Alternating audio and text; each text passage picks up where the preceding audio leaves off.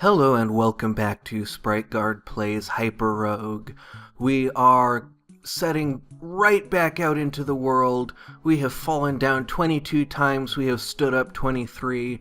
We are going to try everything all over again.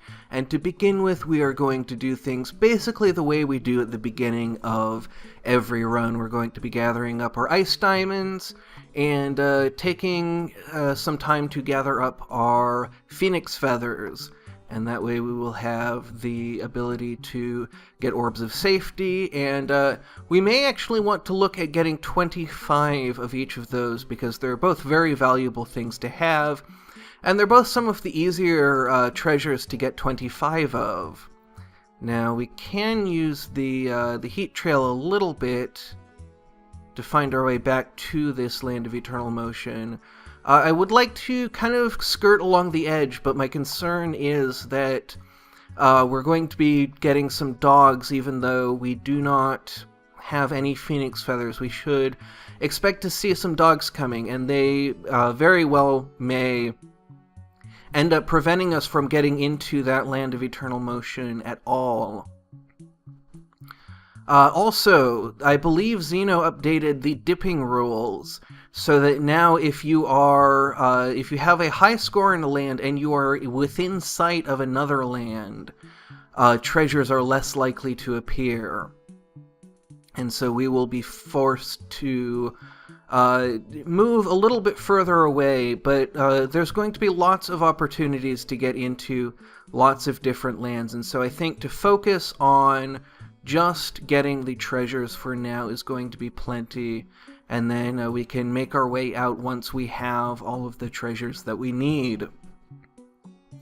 Of course, getting 25 treasures in a land, even a land where it is fairly easy, is not trivial by any means, and we already have kind of a dicey situation coming up here. So let's see if we can work our way out of here. And it looks like we are going to do just fine, but we need to be more careful as always. I was mentioning, I don't remember to whom or what about, but I remember mentioning to someone that even now, kind of the biggest problem I have is not paying enough attention. And kind of the biggest lesson that I have learned in this game, and I'm remembering as I say this where I was saying it, but that the biggest lesson I have learned in this game is that you are never safe even during the safe parts, and to always be on the alert. And we are not in a safe part right now. We are heading pretty thickly into danger.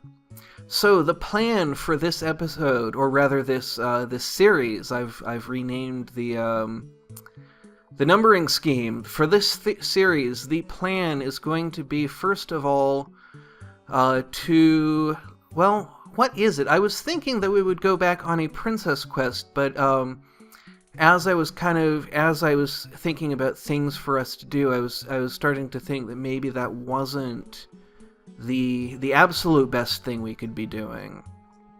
I'm going to grab that orb of flash. It should protect us. Do want to hold on to it. So we may be winging it a little bit. We may be playing it by ear a little bit as we kind of. I know that I want to work on just getting a lot of treasures and visiting a lot of different lands. We still have a lot of challenges ahead of us.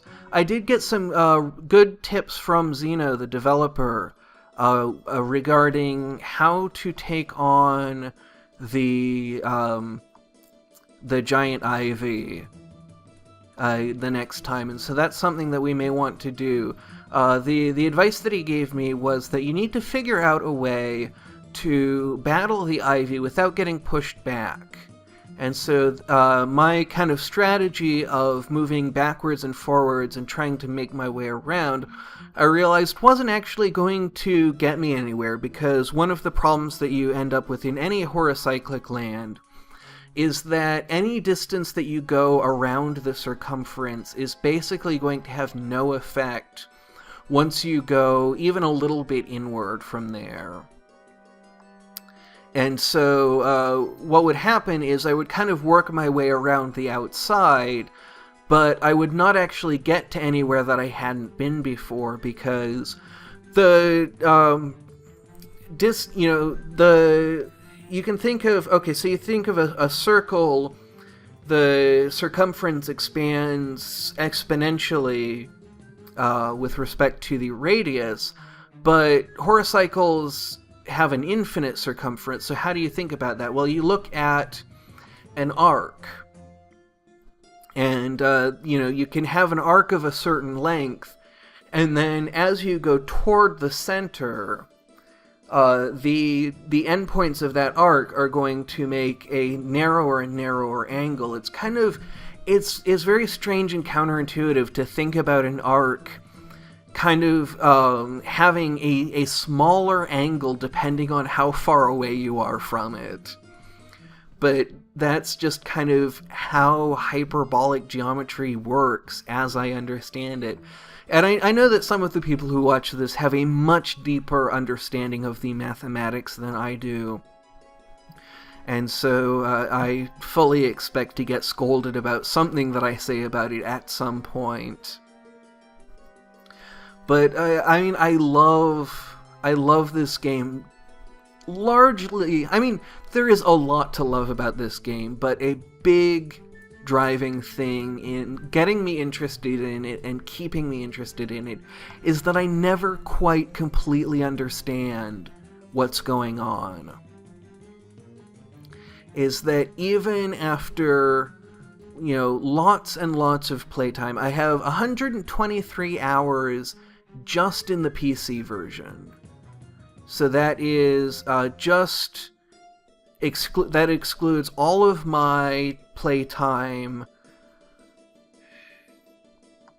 on the bus, which is a lot of playtime, and I might never actually know how much playtime that is, because I did some things that made it so that any kind of hours tracking would not be accurate.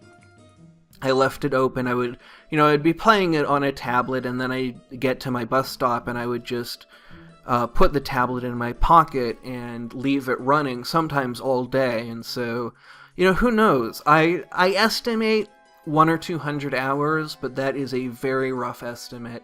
It's very difficult for me to tell how long I've played a game, but that's just kind of a curiosity thing. But the point is that after 123 hours, plus who knows how many hours, I still don't completely understand everything that's going on in this game, and I try to bring high-quality play.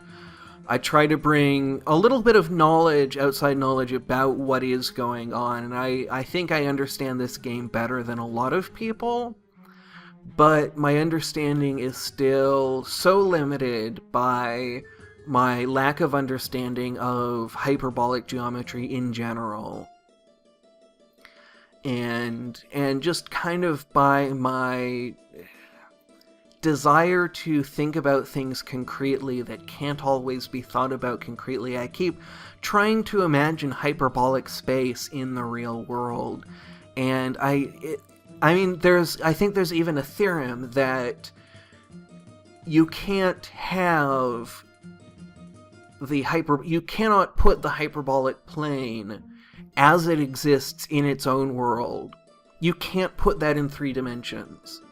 It will get all crumpled up. I've seen attempts to do it in Crochet that are all crumpled up and don't even quite get it because they don't self-intersect, which my understanding is that they would have to do. And one of the images that gets used a lot is of a saddle surface, but that only has it's like the curvature is a maximum in the middle, and then it gets less curved as you go away from it, is my understanding. It's not the constant negative curvature that you have in the hyperbolic plane. And so, as this new series goes on, we're going to be trying to understand that better and trying to navigate this world that I don't completely understand. But that is all going to come in the future. Right here, I'm going to wrap it up. Until then, thank you very much for watching, and have a great rest of your day.